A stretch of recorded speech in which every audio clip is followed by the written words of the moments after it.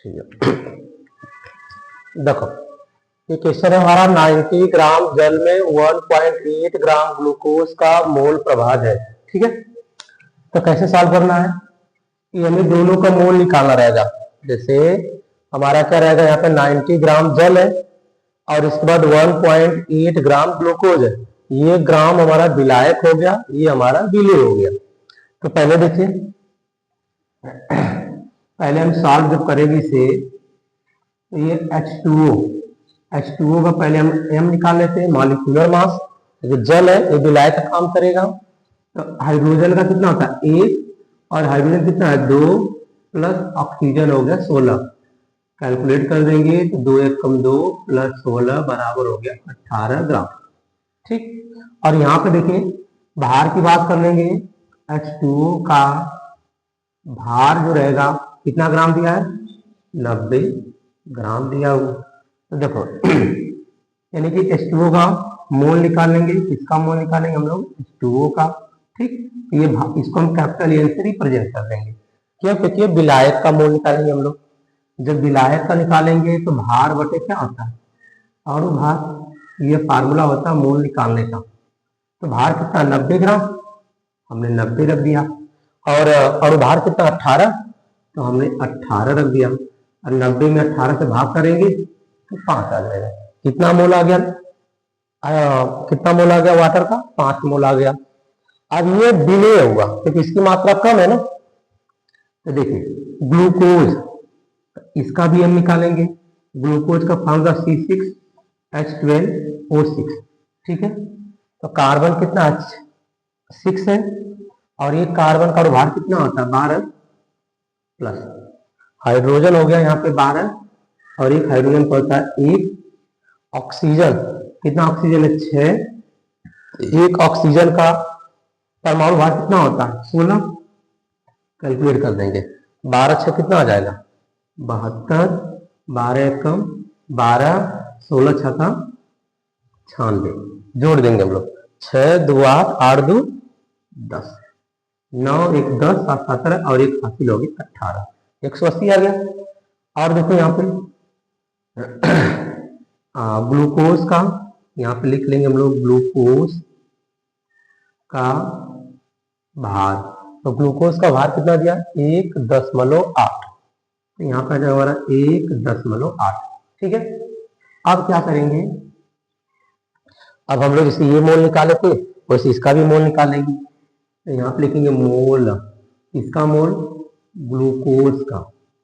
देखो ग्लूकोज का जब मोल निकालेंगे इसको हम स्मॉल n से रिप्रेजेंट कर देंगे। फार्मूला हमारा वही रहेगा भार बटे अणुभार। तो भार में कितना आया देखो 1.8 है और भार कितना 180, 1.8 बटे 180। ठीक है, हम 10 से ऊपर 10 से नीचे गुणा कर देंगे। तो जब हम गुणा करेंगे यहाँ पे 1.8 में 180, 10 ऊपर 10 नीचे, दशमलव तो हट जाएगा हमारा। जब दशमलव हट जाएगा तो 18 और 180 गुणे 10, ये दोनों कैंसिल हो गया। कितना आ गया हमारा 1, देखो 1 जीरो यहाँ पे 1 जीरो यहाँ पे 100 आ गया ना 100। तो अगर 1 में हम 100 से भाग करेंगे तो 0.01 आएगा। ठीक है, 1 में अगर 100 से भाग करोगे तो 0.01 आ गया। अब मोल प्रभाव निकालना है। तो देखिए ग्लूकोज का मोल प्रभाव निकालना है। तो यहाँ पे लिखेंगे ग्लूकोज का मोल प्रभाव बराबर, तो ग्लूकोज का मोल कितना है 0.01। तो हमने यहाँ पर ऊपर रख दिया 0.01। ये फार्मूला होता है हमारा स्मॉल n अपान n प्लस कैपिटल N, यानी दोनों मोल को जोड़ देंगे हम लोग। तो देखिए डायरेक्ट हम कर रहे हैं 5 प्लस 0.01 जोड़ देंगे तो 0.01 बटे 5.01। अब इसे हम भाग करेंगे। ठीक है, तो जब अगर हम भाग करेंगे तो कैसे करेंगे ये हमारा सॉल्यूशन आ जाएगा हमारा, इसका कैलकुलेट कर लेंगे। तो देखिए पहले हम क्या करेंगे 100 से ऊपर 100 से नीचे गुणा कर लेंगे। जब गुणा कर लेंगे आप 100 से ऊपर 100 से नीचे 1 बटे आ गया हमारा 501। दशमलव हट जाएगा यहाँ पे चला जाएगा, 1 दशमलव यहाँ पे चला जाएगा, 1 बटे 501 आ गया। अब इसे भाग करेंगे हम लोग, देखो 501 से भाग करेंगे 1 में ठीक है, तो पहले क्या जाएगा, दशमलव जाएगा। ठीक है, और इसके बाद हमारा दशमलव जाने के बाद यहाँ पर हो जाएगा हमारा 0, दशमलव लगाएंगे तो आप एक 0 बढ़ जाएगा। ठीक है, फिर 0 बार लेके जाएंगे तो फिर एक 0 बढ़ जाएगा हमारा, तो 100 हो गया। अभी भी भाग नहीं जाएगी तो फिर 0 लेके जाएंगे, यहाँ पर 1000 हो गया।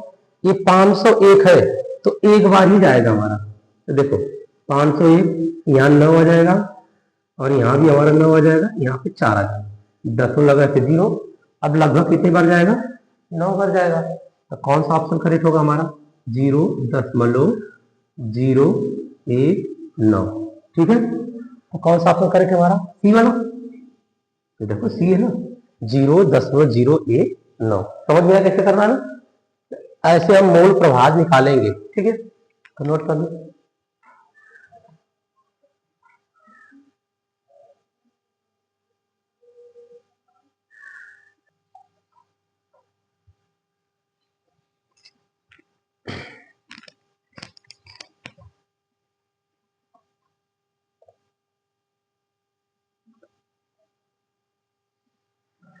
अब देखिए नेक्स्ट क्वेश्चन है हमारा, 3 ग्राम एसिटिक अम्ल 80 ग्राम बेंजीन में विलीन है, विलयन की मोलालता ज्ञात करना हमें।